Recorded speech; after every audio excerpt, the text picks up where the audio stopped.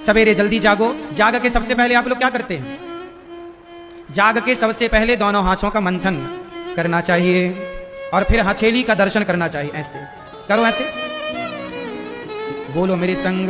कराग्रे वसते लक्ष्मी, कर मध्य सरस्वती, कर मूले तु गोविंद, प्रभाते कर दर्शनम। सवेरे हाथों का दर्शन करना चाहिए। इन हाथों में अग्रभाग में लक्ष्मी, मध्य भाग में सरस्वती, मूल भाग में भगवान कृष्ण। सबसे पहले अपनी हथेली पर भगवान कृष्ण का दर्शन करना चाहिए। भगवान का पहला स्वरूप देखो।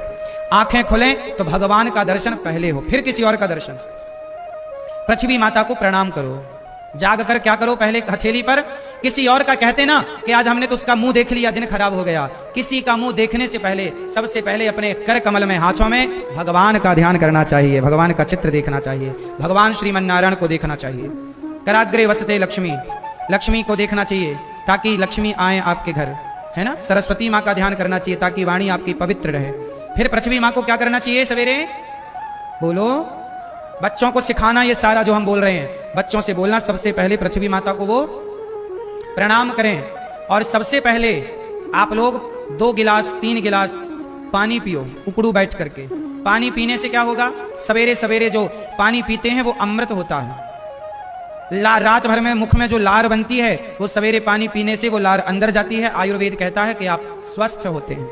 सवेरे 2-3 गिलास बिंदास पानी पियो और पानी पीकर फिर आप क्या करो? 10-20-100 कदम चलो और उसके बाद फ्रेश होकर के नहाकर साफ कपड़े पहनकर आप 1 लोटा में जल भरो, तांबे के लोटा में।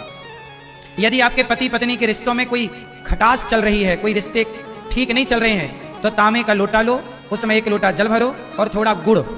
यदि गुड़ डाल करके आप सूर्य भगवान को जल चढ़ाते हैं, सूर्याय नमः, आदित्याय नमः, भौमाय नमः, खगाय नमः, मित्राय नमः, भास्कराय नमः।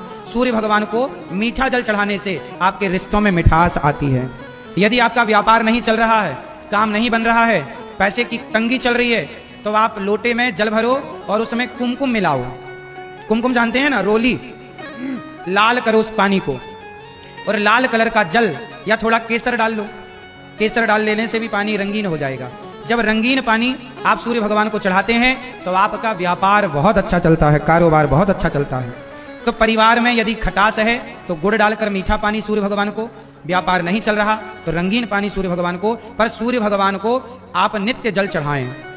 कितने लोग सूर्य भगवान को रोज जल चढ़ाते हैं? जो चढ़ाते हैं सच्ची वो बताएं। चढ़ाते हो? क्या बोलकर चढ़ाते हो? बोलो सूर्याय नमः, बोलो सूर्याय नमः, बोलो सूर्याय नमः, आदित्याय नमः, भौमाय नमः, खगाय नमः, मित्राय नमः, भास्कराय नमः। ऐसे सूर्य भगवान के 12 नाम रट लो। सूर्य भगवान के 12 नाम नहीं आए तो सूर्याय नमः, सूर्याय नमः 12 बार बोलो और जल चढ़ाओ। और जल चढ़ाने के समय आप ना नीचे या तो गमला हो या तो बाल्टी रख लिया करो, ताकि जो जल की धार गिरे वो बाल्टी में गिरे, उसके छींटे पांव में नहीं आने चाहिए। ऐसी जगह पर खड़े होकर जल चढ़ाओ कि पानी का वो छींटा पांव में ना आए। बाल्टी नीचे रख सकते हैं या फिर वो बाल्टी का पानी ले जाके क्यारी में डाल दो, पुष्पों पे डाल सकते हैं। सूर्य भगवान को जल चढ़ाकर आप सबसे पहले आप में से कितनों के घर में गोपाल जी हैं? लड्डू गोपाल जी किस किस के घर में? तो सबसे पहले क्या करना है सुनो। एक थाली उठाओ, थाली जो भी आपके घर में हो, स्टील की, चांदी की, पीतल की, कांसे की। थाली पर सबसे पहले चंदन से एक स्टार बनाओ। स्टार बना करके उस थाली पर लिखो बीच में ओम ओम। फिर उसके जो खंड बचेंगे छोटे छोटे उस पर लिखना नमो, है ना, न मो। एक पे ना, एक पे मो, फिर ना रा य णा य। इस तरह उसको लिख के थाली पर चंदन से वो एक यंत्र बन जाता है। ऐसे जैसे टीवी पे आप देख सकते हैं, टीवी पे देखो, टीवी पर देखो, इस तरह से आप एक थाली पर इस तरह से बनाकर बीच में ओम लिखिए स्टार बनाकर। फिर उसके ऊपर एक तरफ ऊपर नमो नमो नारायणाय इस तरह से लिखो। और फिर इस थाली पर तुलसी चढ़ा करके, पुष्प चढ़ा करके फिर भगवान गोपाल जी को थाली पर बिठाओ। फिर भगवान को बढ़िया दूध से, दही से, जो आपकी श्रद्धा है, पानी से गोपाल जी को स्नान कराओ।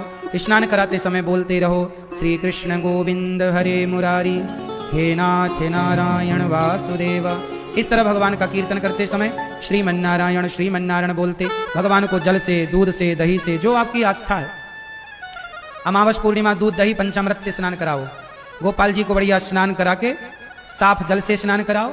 फिर भगवान को साफ कपड़े से पोंछो। भगवान के शरीर को साफ करो, आसन पर बिठाओ। फिर उनको वस्त्र पहनाओ। वस्त्र पहनाकर भगवान का श्रृंगार करो।